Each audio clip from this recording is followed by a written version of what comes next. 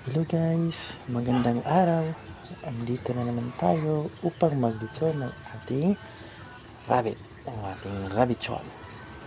Ang rabbitson ay isang klase ng lutson na mas masarap kainin. Ito ay may mababang content ng cholesterol at mas mainam kainin sa mga taong may high blood pressure at yung mga taong may mataas na kolesterol. Kaya ano pang hinintay nyo? Halina't kumain tayo, mag-lutson tayo ng lechon rabbit.